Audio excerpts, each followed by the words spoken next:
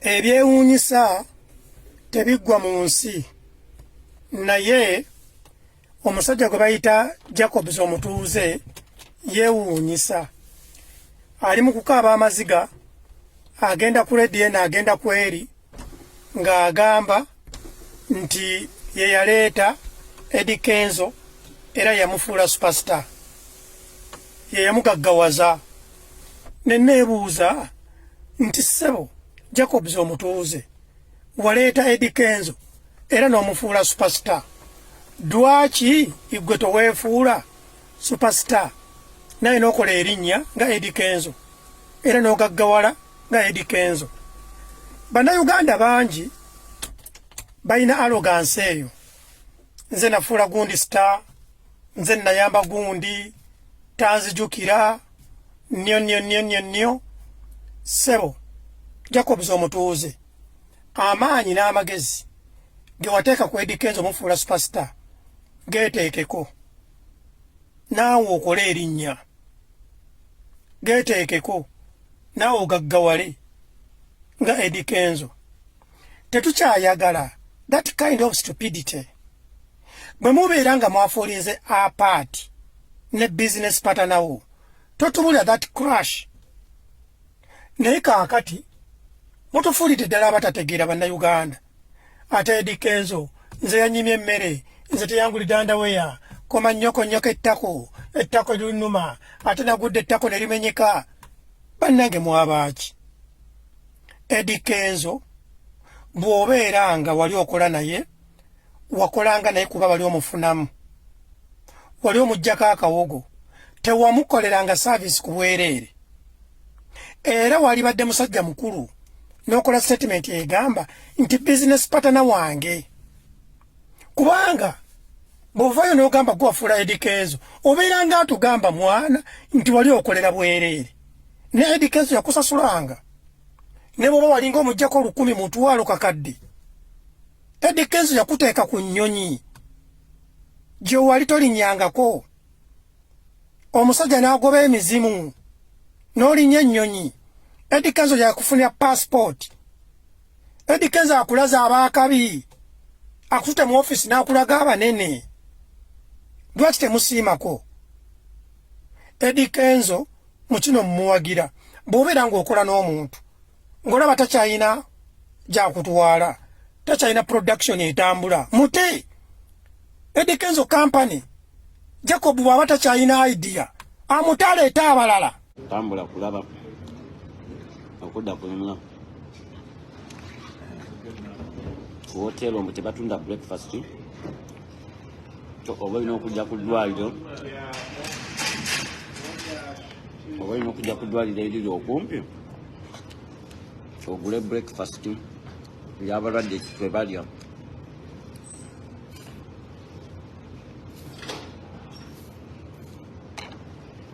Tamana bonna be mulaba abamu balwadde, abalala bavudde mu hoteeri ezimu ne basobola okujja wano nabo bafune ekyokulya. So olina okujja ku ddwaliro osobole okuba nga oyiyayiya. Ebyalo bisigala byalo, nzikiriza leero. Ebyalo bisigala byalo. Hotel yonga yo terina breakfast, so you need to come to the hospital. Do you guys need your receipts? No, everything is okay.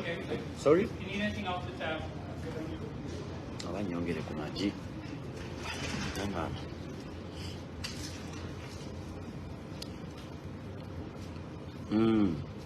Tuli innovate. Ekisinza okunsesa mbu hotel zote zitunda breakfast. Kati wowe oyagala okulya breakfast, olina okujja wano ku ddwaliro eriri okumpi bakuwe ku mmere y'abalwadde.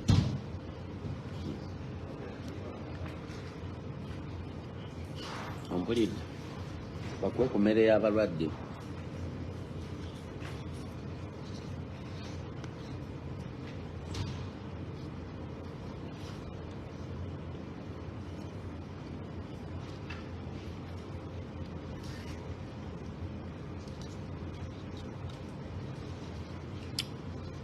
Otherwise,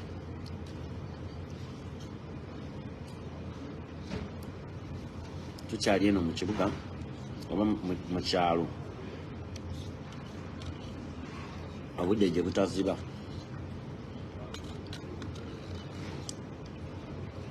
Sikiriza ebyalo byonna bye bimu.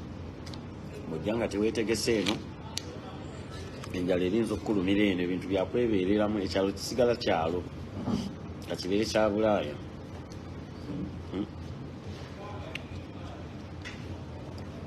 Tugambe ebibadde byakweyiya.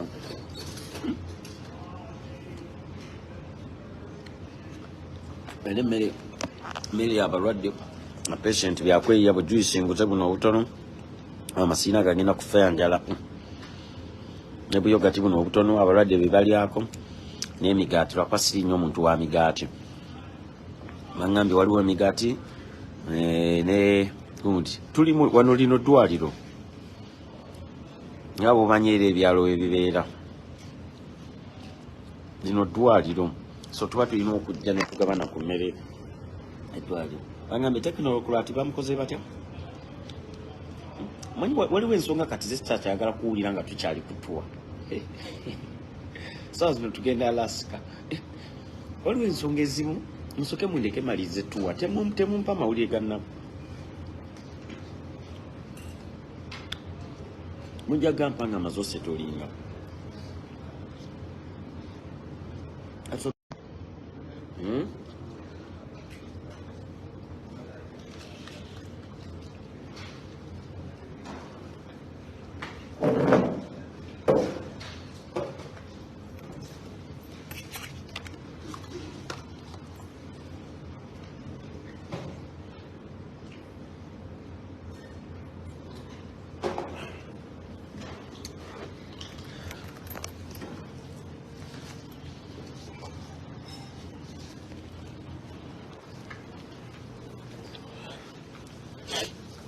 So ojja wano mu ddwaliro n'oyambala masiki, olaba ddwaliro n'osobola okuba ng'ofuna breakfast. Abantu bonna abali eno abasinga bagwira. So okulya ku breakfast olina kujja mu ddwaliro, hospital. Olina kujja mu ddwaliro, mu hospital bakulagaawo. Eyo fulaga bw'ogiraba olabawo e Canada n'olabawo n'eri ey'abali, ne fulaga y'abali ng'awo omanya. Wamma eri sayini teyabadde ya helikopita, yabadde sayini ya ddwaliro. Eno yo obudde tebuziba, era bagambye buba ng'obugiramuuko, ekyo kiba kire, ng'enkuba egenda ttonnya. Ziri ssaawa 2:40. So yonga hotel teba na breakfast.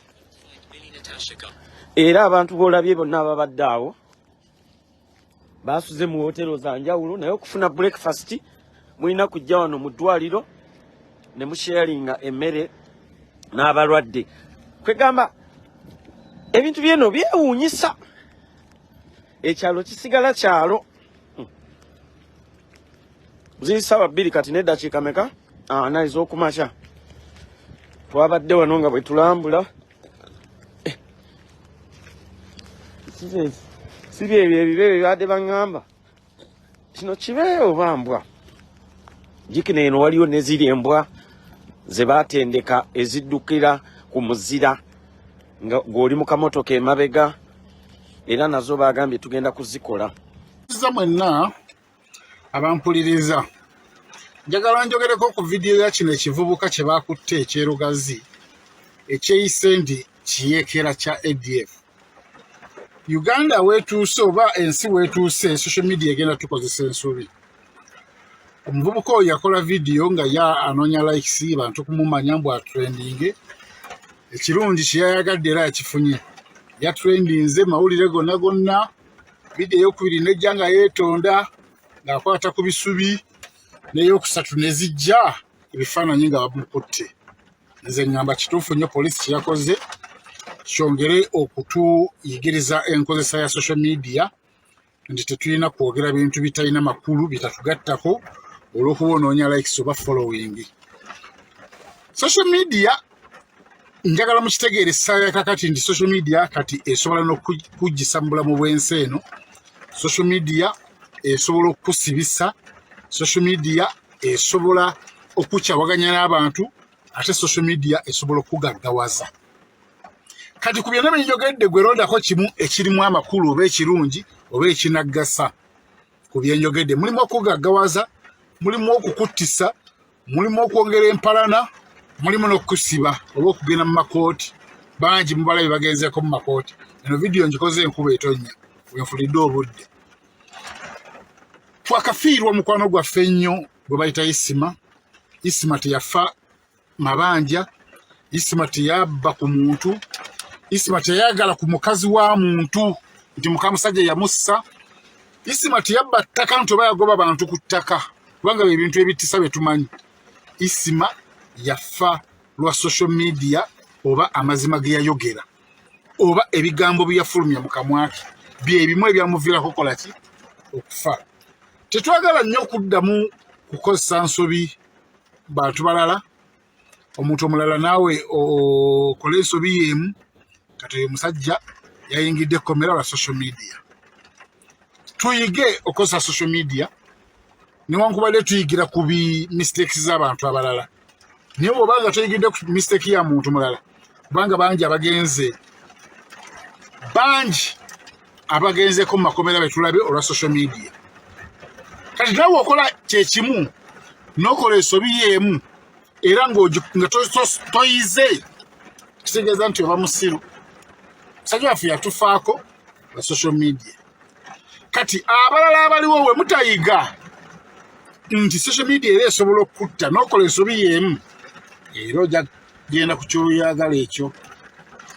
Bale nsuubira nti social media tugikozeseemu ebintu ebirimu amakulu, tusobola okulangirako, osobola okufunamu ettutumu, osobola okufuna emikwano egitegeerekeka. Nze nafuna omukwano gwa Emily Smith UK lwa social media from nowhere ne mufuna era nakyukamukko ku lw'omukyalo oyo omu. Kati social media tugifuneko ebintu eby'omugaso. Essimu zino ze tukozesa okufuna okwogera eri abantu, waliyo MTN ne Airtel abazifunamu. Data gwe tuteekako, data adduka speed, MTN amufunamu, Airtel amufunamu. Nakolako vidiyo emabegakawo negamba nti MTN ye kampuni esinga okufuna ssente mu Uganda era yesinga n'okuwa omusolo. Mulowooza abantu bameka abakozesa social media? Abakozesa data ekitono ennyo.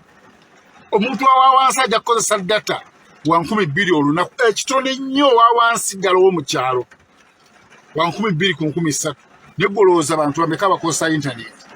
Abasajja abo sente ze bafuna. Kati making sure nti naawe essimu ebeera source of income to your side. Nti essimu eno nkoze ntya okulaba nga nange ngifunamu? Kubanga olunaku lw'ogula essimu ng'ogigula ku ssente zo, n'ogula simu kaadi ogigula ogikozese naye nga siiyo, awo essimu eba ekuvudde mu mikono gyo. Omulala wagula simu kaadi bweti eddamu kubanja data na airtime, kitegeeza oba otandise okuwa essimu eba ekuvudde tekyaliyo, efuuse ya MTN oba Airtel. Essimu ezo zimanyina okuggwako omuliro, gwe n'odduka okyaginge naye nga tokyaginga yo, okyaginga ozzeeko bizinensi y'omusajja olw'ensonga yagifunamu. Gwe togifunamu gwe ng'omuntu eyagulira essimu yo nga ne risiiti yo. Kati noonya okumanya ogambe essimu gye neegulira MTN egifunamu nnyo ne Airtel egifunamu nnyo, nze wa wengifuniramu? Langirako, fuuka ow'ettutumu mu bintu eby'omugaso, ofuna endorsements. Abantu bakyusizza obulamu naye gwe esooka ebuuze bukyolugula ssimu eyo era wali okyusizza ku bulamu ng'oyita mu ssimu. Nkyusa okusiima abantu benda baku TikTok nga bakola live nga balanga bizinensi zaabwe. Abo mbasiima nnyo, bo baategeera tekinologi kyeki. So omuvubuka bamusibye, ngezaako okulaga nti nno essimu tuzikozese bulungi.